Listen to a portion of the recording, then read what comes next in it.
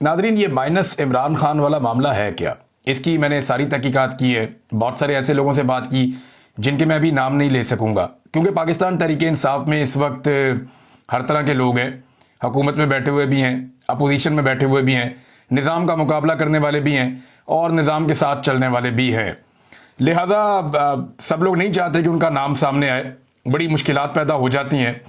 लेकिन जो चीज़ें मैं आपके सामने रखने लगा हूं, ये एग्जैक्टली वही हकायक हैं जो हुआ है। अब तक हमारे पास मालूमात क्या है, पहले आप ये देख लीजिए। हमारे पास मालूमात ये है कि इमरान खान साहब ने कहा था कि मेरे से मुशावरत के बगैर बजट पास नहीं होगा। उसके बाद जो बड़ी खबर आती है वो ये आती है कि बजट पास हो गया और इमरान खान साहब से मुशावरत नहीं की गई।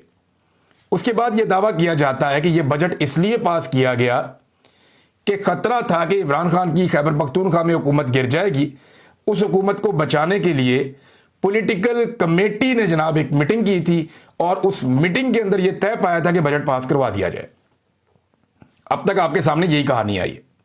अब मैं आपको जो हकायक बताऊंगा ये वो हैं जो एग्जैक्टली मैंने हर तरफ से इकट्ठे किए हैं और सारे डॉट्स कनेक्ट होने के बाद यह कहानी बनती है। हुआ यह कि जिस वक्त फील्ड मार्शल साहब के खिलाफ अमेरिका में एहतजाज हुआ तो एस्टेब्लिशमेंट की जानिब से अली अमीन गंडापुर को धमकाया गया। उससे पहले भी कहा गया था, बाद में अली अमीन गंडापुर को वार्निंग दी गई और अली अमीन गंडापुर को धमकियां दी गई और उन्हें यह कहा गया कि आपकी हुकूमत अब फारिग है, बजट पास करवाना है तो करवाओ, नहीं तो तुम्हारी हुकूमत फारिग है और इमरान खान से मुलाकातें भी भूल जाओ। और बड़े सख्त पैगाम जो हैं वो गंडापुर साहब को दिए गए, क्योंकि इसमें एस्टेब्लिशमेंट ने पूरी कोशिश की थी कि अमेरिका में किसी किस्म का एहतजाज ना हो सके और इसमें मदद मांगी थी पाकिस्तान तहरीके इंसाफ से। माजी में भी मांगी थी, माजी में तहरीके इंसाफ ने मदद कर दी थी, अमेरिका में एहतजाज रुकवा दिया था। इस मरतबा नहीं रुकवाया, बल्कि अली अमीन गंडापुर ने एक स्टेटमेंट भी इसके ऊपर दे दिया था। तो गंडापुर साहब को जनाब धमकियां दी गई। अब गंडापुर साहब का एक रिकॉर्ड है कि उन्हें चाहे धमकी दी जाए, चाहे उठा के ले जाए, चाहे सारी रात कोई अपने पास रखे, गंडापुर साहब सुबह कोई कहानी नहीं बताते। गंडापुर साहब कभी ये नहीं बताते कि उनके साथ क्या हुआ या उन्हें कौन उठाकर ले गया था या एक वजीर आला को इतने घंटों के लिए गायब किया गया तो इसके पीछे कौन लोग थे। गंडापुर साहब ये नहीं बोलते। वो ये तो कहानी अजीबोगरीब सुना देते हैं, देव मालाई किस्म की, कि मैंने पहाड़ क्रॉस कर लिए, लेकिन वो ये नहीं बताते कि एक्चुअली उनके साथ हुआ क्या था। तो गंडापुर साहब को धमकाया गया, उन्हें इस बात का आइडिया हो गया कि हुकूमत गई। अब अगर ये बजट पास नहीं होता तो इसके बहाने हुकूमत गिरा दी जाएगी। इन्हें खलबली पड़ गई कि मैंने अब बजट पास करवाना है किसी तरह। इन्होंने राब्ते शुरू कर दिए अपने लोगों से कि जनाब हुकूमत जा रही है, अगर खैबर पख्तूनख्वा में हुकूमत नहीं होगी तो कुछ भी पल्ले नहीं बचेगा, फिर हमारी वही हालत हो जाएगी जो पंजाब के अंदर पाकिस्तान तहरीके इंसाफ की। इस किस्म की बातें ये वहां पे करना शुरू हो गए। ब्रीफिंग अली अमीन गंडापुर ने दी थी। मैं आपको फिर बता देता हूं कि ब्रीफिंग अली अमीन गंडापुर ने दी थी और एमपीएस को दी गई थी ब्रीफिंग पॉलिटिकल कमेटी की मीटिंग से पहले। ये दो तरह की मीटिंग हुई है, जिनमें एक मीटिंग का सारे जो है वो गोल कर रहे हैं, एक मीटिंग के बारे में कोई नहीं बता रहा, कोई बात ही नहीं कर रहा। असल मीटिंग कहां हुई और क्या हुई वो मैं आपको बता देता हूं। हुआ यह था कि एक तो जनाब खैबर पख्तूनख्वा हाउस के अंदर जो है वो एक मीटिंग हुई थी। इसमें पाकिस्तान तहरीके इंसाफ के लोग मौजूद थे, वहां पे डिस्कशन भी हुई थी और एक पॉलिटिकल कमेटी की मीटिंग हुई थी जो ऑनलाइन मीटिंग थी और इसके अंदर कुछ 17-18 लोग शामिल थे और आधे के करीब लोग जो हैं, यानी आधे से ज्यादा लोग जो हैं वो इसमें शामिल भी नहीं थे। ये अचानक मीटिंग कॉल की गई थी और ये ईरान के मसले पे कॉल की गई थी। लेकिन जब ये मीटिंग कॉल की गई तो इस मीटिंग में यह कहा गया कि जनाब मामला यह है कि ईरान के मसले पे बाद में बात करते हैं, पहले बजट पे बात कर लेते हैं। और बजट पे बात करने का रीजन मैं आपको पहले बता चुका हूं कि अली अमीन गंडापुर को यह बता दिया गया था कि तुम्हारी हुकूमत फारिग हो जाएगी। तो गंडापुर साहब को यह पता चल गया था कि बजट ही एक ऐसी चीज है जहां से मैं फारिग हो सकता हूं, तो वो डर गए थे और वो अपनी हुकूमत बचाना चाहते थे। तो उस पॉलिटिकल कमेटी की मीटिंग में यह इन्फॉर्म किया गया कि इससे पहले पार्लिमानी पार्टी की मीटिंग खैबर पख्तूनख्वा की हो चुकी है। यह बात आपके लिए शायद नहीं होगी। खैबर पख्तूनख्वा की पार्लिमानी पार्टी का मतलब यह है कि सारे एमपीएस, जितने एमपीएस हैं खैबर पख्तूनख्वा के, वो सारे इकट्ठे बैठे। उसमें अली अमीन गंडापुर ने दी ब्रीफिंग और उसमें क्या बताया गया ये भी मैं आपको बता देता हूं। उसमें बताया गया जनाब हमारे खिलाफ साजिश हो रही है, हमारी हुकूमत गिरा दी जाएगी, हमारे पास सरप्लस बजट है, हम ये चाहते हैं कि ये पैसा आप लोग खर्च करें जाकर अवाम के ऊपर और ये सब कुछ हमसे छिन जाएगा और हमारी हालत ऐसी हो जाएगी जैसे पंजाब में पाकिस्तान तहरीके इंसाफ की हालत है और ये साजिश तैयार हो चुकी है। अगर बजट पास ना हुआ तो ये मसला बन जाएगा। अब पाकिस्तान तहरीक इंसाफ के अंदर ना खैबर पख्तूनख्वा में 4-5 ग्रुप हैं। बाबर सलीम सवाती साहब स्पीकर, उनका एक ग्रुप है। इसी तरह एक ग्रुप जो है वो जुनैद अकबर साहब का है, एक ग्रुप जो है वो आतिफ खान साहब का है। तो इस तरह कुछ 4 के करीब ग्रुप वहां पे असद कैसर साहब है, ये अलग अलग ग्रुप बने हुए हैं खैबर पख्तूनख्वा के अंदर। अली अमीन गंडापुर का अपना भी एक ग्रुप है। मुराद सईद साहब के करीबी जो साथी हैं, जो एमपीएस बन के पहुंच गए हैं, उनका अपना एक ग्रुप है। तो वहां अलग अलग ग्रुप है, लेकिन किसी ने भी मुखालफत नहीं की। और पॉलिटिकल कमेटी के अंदर यह बताया गया कि यूनैनिमस यानी मुत्तफिका तौर पे खैबर पख्तूनख्वा की पार्लिमानी पार्टी ने यह फैसला कर लिया है कि बजट पास करवाया जाए। अब जो सियासी कमेटी के लोग हैं ना, उनका यह कहना है कि जनाब हमारे सामने जब यह चीज आ गई कि मुत्तफिका तौर पे खैबर पख्तूनख्वा की असेंबली ने यह फैसला कर लिया है या पार्लिमानी पार्टी ने यह फैसला कर लिया, तो हम कैसे रोक सकते हैं? वो तो मुत्तफिका फैसला करके आ गए। तो कहते जी उसके ऊपर हमने फिर तजावीज दी, और तजावीज हमने ये दी कि जनाब आपके पास वक्त कितना है। तो इस पे बताया गया अली अमीन गंडापुर साहब की जानिब से कि एक्चुअली तो बजट 30 तारीख तक पास हो सकता है, लेकिन हमें 27 तारीख आखिरी समझनी चाहिए। उसका रीजन यह है कि अगर 27 तारीख को बजट पास करवा लिया गया तो फिर जो 3 दिन होते हैं गवर्नर के पास समरी पे दस्तखत करने के लिए, वो 3 दिन फिर आप 30 तारीख तक ले लें। अगर आपने 30 को बजट पास करवाया और गवर्नर ने दस्तखत ना किए तो एक आईनी मसला पैदा हो सकता है, हमें परेशान किया जा सकता है या हुकूमत गिराने का बहाना एक मिल सकता है। लिहाजा आप 27 तारीख आखिरी समझें। तो पॉलिटिकल कमेटी में यह तय हो गया कि ठीक है, अगर 27 तारीख आखिरी है तो फिर आप आएंगे और आकर आप लोग अटियाला के बाहर इकट्ठे होंगे, रोला डालेंगे। और यह वादा कर लिया गया, ये अली अमीन गंडापुर साहब की तरफ से वादा किया गया।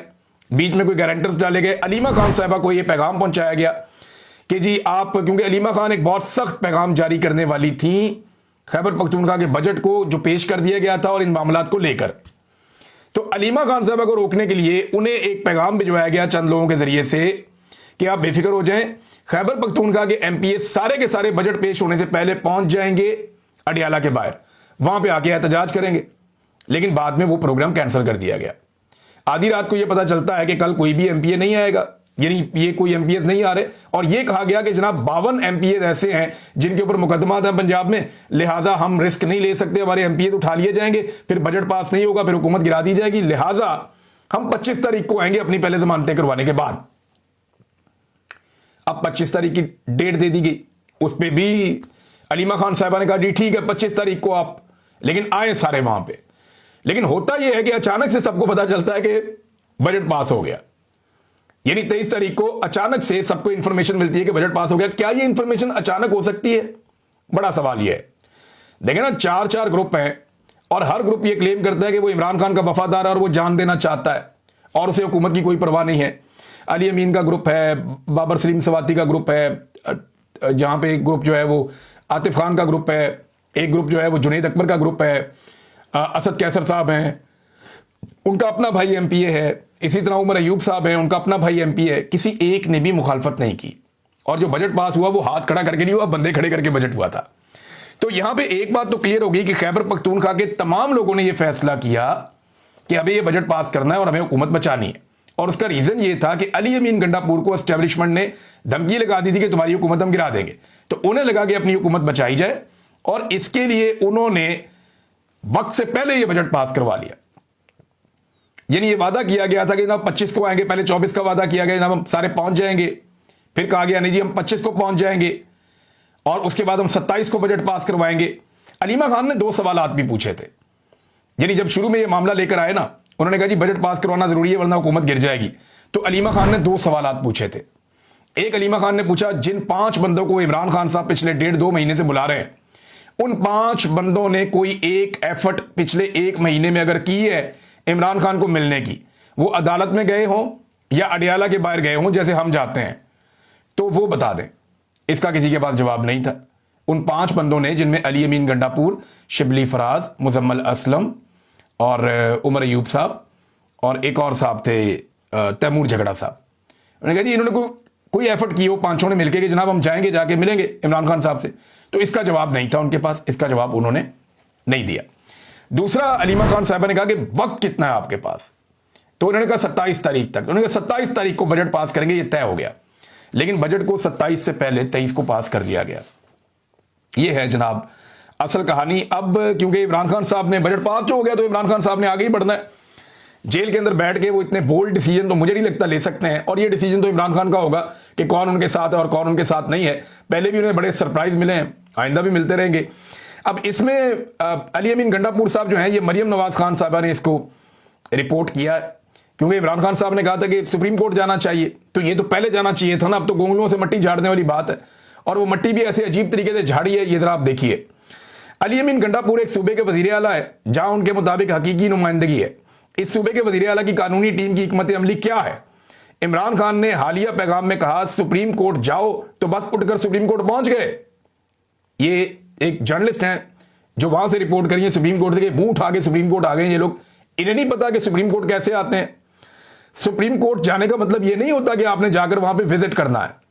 आपने दरखास्त दायर करनी होती है जिसका एक बाकायदा कानूनी तरीकाकार होता है।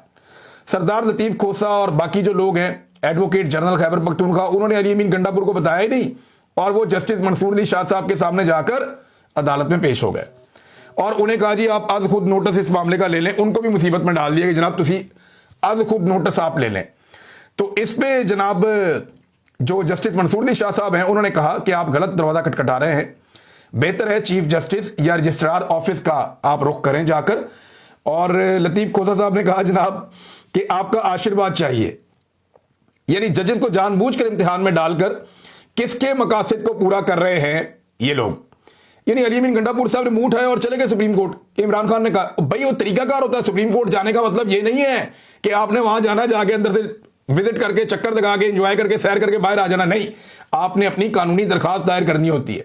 आप जज के कमरे में पहुंच गए और आपका वकील वहां पे खड़ा होकर कह रहा है जी आपका आशीर्वाद चाहिए। This is not the way. ये कोर्ट है, कोर्ट ऑफ लॉ है, और चले वहां इंसाफ नहीं मिल रहा। बहुत घिनौनी साजिश हुई है अदलिया के खिलाफ, लेकिन इसके बावजूद एक प्रोसीजर तो होता है ना, तो इस लेवल पे पता होना चाहिए कि प्रोसीजर क्या है। बहरहाल बाद में ये खबर आती है कि अली अमीन गंडापुर साहब ने दरखास्त दायर कर दी है और इमरान खान से मुलाकात के लिए बाज़ाब्ता तौर पर दरखास्त दायर की, और उसमें यह कहा गया कि इमरान खान साहब से मुलाकात करवाई जाए। और इसमें अली अमीन गंडापुर साहब ने एक और बात भी की है। उन्होंने कहा जी इमरान खान साहब की जो उन्होंने खत लिखा था चीफ जस्टिस को, तो चीफ जस्टिस ने कहा था कि उसके साथ सबूत मुंसलिक है, एतराफ़ किया था, तो उस मामले के ऊपर भी अभी तक किसी किस्म का कोई एक्शन नहीं हुआ। तो नाज़रीन ये है वो पूरी कहानी जो मैंने आपके सामने रख दी है। ये है लुब्बे लुबाब कि ये सारा कुछ ऐसे हुआ। अपनी हुकूमत बचाने के लिए वो चारों ग्रुप जो दिन रात एक दूसरे से लड़ते हैं और हर ग्रुप ये कहता है कि वो ज्यादा इमरान खान का वफादार है, इन चारों ने मिलकर खैबर पख्तूनख्वा की हुकूमत को इसलिए बचाया कि हुकूमत जाते हुए वो नहीं देख सकते, और उन्हें यह लगता है कि अगर ये हुकूमत चली गई तो इमरान खान साहब का और सियासी तौर पे वैसे भी उन सब का बहुत बड़ा नुकसान हो जाएगा। तो दिन रात लड़ने वाले कैसे इकट्ठे हुए, और ये पॉलिटिकल कमेटी के ऊपर बार बार डाल रहे हैं। पॉलिटिकल कमेटी के लोग बार बार मुझे मैसेजेस और फोन करके बता रहे हैं कि जनाब हमारा कोई लेना देना नहीं है। सलमान अकरम राजा कह चुके हैं, बाकी सारे कह चुके हैं, यार हमारा कोई लेना देना नहीं है, ये बजट पास करने का हमने नहीं कहा। ये पार्लिमानी पार्टी जो थी खैबर पख्तूनख्वा की, जिसमें सारे एमपीए शामिल थे, उनको अली अमीन गंडापुर ने ब्रीफिंग दी थी, उसके नतीजे में ये बजट पास हुआ। वो ये कह रहे हैं कि ना उन्होंने किया है, वो कह रहे हैं जी उन्होंने किया है। बहरहाल इमरान खान साहब ने इसको पी लिया, इस मामले को भी माजी की तरह, और इस वक्त पीना ही बनता था, इसके ऊपर ज्यादा रोला तो और वो डाल नहीं सकते। अब नाज़रीन जहां पे बजट पे बात होनी चाहिए ना कि गरीब आदमी को क्या मिला, किसान को क्या मिला, मजदूर को क्या मिला, लोगों को रिलीफ कितना मिला, वहां पे ये बात होने की बजाय बात ये हो रही है जनाब कि बजट पास कैसे करवाया गया। और ये सारी कंट्रोवर्सी जो है ये खुद से पैदा की गई। अगर 2-3 दिन इंतजार कर लेते, दिल बड़ा कर लेते, ऐसे कोई हलवा थोड़ी है कोई आएगा और आके हुकूमत गिरा देगा। हुकूमतें ऐसे थोड़ी गिरती हैं, अवामी हुकूमत है, अवाम का बड़ा प्रेशर है खैबर पख्तूनख्वा में। लेकिन एक बात और भी अली अमीन गंडापुर को अंदाजा हो गया है कि वो अब अवाम में उतने मकबूल नहीं है। इमरान खान साहब की मकबूलियत अवाम में बहुत ज्यादा है, लेकिन अली अमीन गंडापुर ने अपनी मकबूलियत अवाम में खो दी है। कभी पहाड़ियां चढ़ के, कभी लोगों को छोड़कर, कभी लाशों को छोड़कर वो भाग गए। तो इसकी वजह से उनकी मकबूलियत खैबर पख्तूनख्वा के अंदर कम हुई है। तो उन्हें शायद ये लगता है कि अब अगर उनकी हुकूमत गिर गई तो लोग उनके लिए खड़े नहीं होंगे। इमरान खान के लिए तो खड़े होते रहेंगे, लेकिन गंडापुर के लिए खड़े नहीं होंगे और वो अपनी हुकूमत गंवा बैठेंगे। उन्हें ऐसा लगता है, लिहाजा उन्होंने जो किया ये ऑब्वियस था और ये दिखाई दे रहा था कि ऐसा ही होना था। अब नाज़रीन पंजाब में असातिज़ा बहुत बड़ी तादाद में पंजाब असम्बली के बाहर पहुंच गए।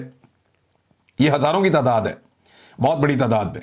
मुतालबा वो ये कर रहे हैं जी कि हमारी तनख्वाहों में और पेंशनों में 50% तक इजाफा किया जाए, हमारे अलाउंसेस भी बढ़ाए जाएं। देखिए, महंगाई जिस शरह से बढ़ी है, इस तरह से पाकिस्तान में लोगों की तनख्वाहें नहीं बढ़ी, लोगों की आमदन नहीं बढ़ी, उसकी वजह से लोग परेशान हैं। यास्मीन राशिद साहबा ने खत लिखा, उन्होंने कहा जी कि पंजाब के बजट में अवाम के लिए कुछ नहीं है। गुज़िश्ता 2 सालों में सूरत हाल मजीद बिगड़ गई है। 44% लोग गुर्बत की लकीर से नीचे चले गए हैं। 26वीं तरमीम के बाद इंसाफ की उम्मीदें ख़त्म हो गई हैं। और इन तमाम मुश्किलात के बावजूद जो टिकटॉकर वज़ीर आला है, उन्होंने 40 अरब रुपए अपनी ज़ाती तशहीर पर खर्च कर डाले हैं। हमारे मुल्की हालात अब बनाना रिपब्लिक से भी गए गुजरे हैं, अल्लाह हमारी मदद करे। ये डॉक्टर यास्मीन राशिद साहबा ने और भी बहुत कुछ लिखा, बड़ी डिटेल है उनके इस लेटर के अंदर जो उन्होंने जेल से खत लिखा। लेकिन देखें, कुछ चीज़ें पाकिस्तान तहरीक इंसाफ को बतौर अपोजिशन करनी चाहिए थी जो उन्होंने नहीं की। जहां पे हम हुकूमत को याद दिलाते हैं कि उन्हें अवाम का ख्याल रखना है, उन्हें अवाम की उमंगों के मुताबिक आगे चलना है और अवामी जज्बात हम हुकूमत तक पहुंचाते हैं, तो अपोजिशन के लिए भी कुछ रिस्पॉन्सिबिलिटीज, कुछ जिम्मेदारियां होती हैं। देखिए, किसान का इशू आया, इतना बड़ा इशू आया, किसान का बेड़ा गर्क करके रख दिया इस हुकूमत ने। पाकिस्तान तहरीक इंसाफ किसान के साथ खड़ी नहीं हुई, बयानात की हद तक खड़ी हुई, प्रैक्टिकली क्या किया? कुछ नहीं किया। पेट्रोल इमरान खान के दौर में 5 से 10 रुपए बढ़ता था तो अपोजिशन तिगनी का नाच नचाती थी, कुछ नहीं किया। बिजली और गैस की कीमतें जो इन्होंने कहा था कि 300 यूनिट तक हम मुफ्त कर देंगे, उनको दुगना तिगना 4 गुना तक ले गए। इसके ऊपर किसी किस्म का कोई हमने नहीं देखा कि कोई स्ट्रेटजी बनाई हो, किसी किस्म का कोई हुकूमत को टफ टाइम दिया हो, तो नहीं हुआ ऐसा। पानी का इशू, नई नहरें निकालने का इशू, इसके ऊपर पाकिस्तान तहरीक इंसाफ कहां थी? सिवाय मुखबरी करने के और बात बाहर निकालने के तहरीक इंसाफ ने कुछ नहीं किया इस पे। चीनी का स्कैंडल, इमरान खान के दौर में चीनी 80 रुपए किलो के करीब जब पहुंची तो पूरे पाकिस्तान में भूचाल आ गया था। इमरान खान को चीनी चोर डिक्लेयर कर दिया गया था कि ये जनाब माफियाज है। और आज वही चीनी 210 रुपए, और अभी अवाम की जेब के ऊपर 80 रुपए से ज्यादा का डाका डाला गया है फी किलो के हिसाब से। यानी पहले चीनी बहुत बड़ी मिकदार में पाकिस्तान से बाहर भेज के कमीशन कमा ली, फिर उसी मिकदार में पाकिस्तान में वापस मंगवाकर फिर कमीशन कमा ली, और महंगी करके अवाम की जेब पे एक और डाका भी डाल दिया। इसके ऊपर पाकिस्तान तहरीक इंसाफ कहां है? कोई बात की है या किसी तरह खुलकर सामने आई है, या इस माफिया को बेनकाब किया है, या इसके ऊपर कोई हिकमत अमली बनाई है अवाम के साथ मिलकर? कुछ भी नहीं।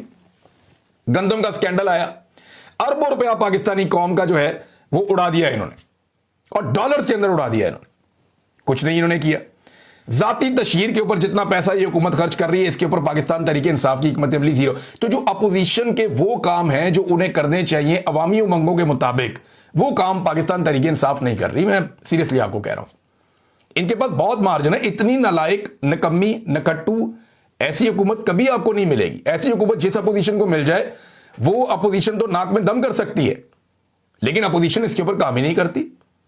अपोजिशन का मेरे ख्याल में उन्हें यह लगता है कि इमरान खान की मकबूलियत इतनी ज्यादा है कि हमें इनसे लड़ने की जरूरत ही नहीं है, किसी से कोई एक्स्ट्रा एफर्ट करने की जरूरत ही नहीं। सिर्फ इमरान खान की मकबूलियत के नाम के ऊपर हम वोट लेकर इलेक्शन जीतते जाएंगे। और इस हुकूमत को एक तरह से क्लीन चिट दी हुई है मौजूदा अपोजिशन ने, और वो उनको टारगेट ही नहीं कर रही। यानी ये हुकूमत अभी भी इमरान खान को, पीटीआई को, इनकी साबिका हुकूमत को उन चीजों के लिए टारगेट करती है जो उन्होंने की नहीं। यानी कोई मुंह उठा के कह देता जी उस वक्त पेट्रोल 300 रुपए लीटर था, कोई कह देता जी उस वक्त फलानी चीज इतने रुपए की थी, तो क्या लोग बिलीव कर लेंगे? अगर सोशल मीडिया ना होता ना तो अपोजिशन टकेगी नहीं थी। पाकिस्तान तहरीक इंसाफ ने अपोजिशन करने के मामले में पाकिस्तानी अवाम को काफी मायूस किया है।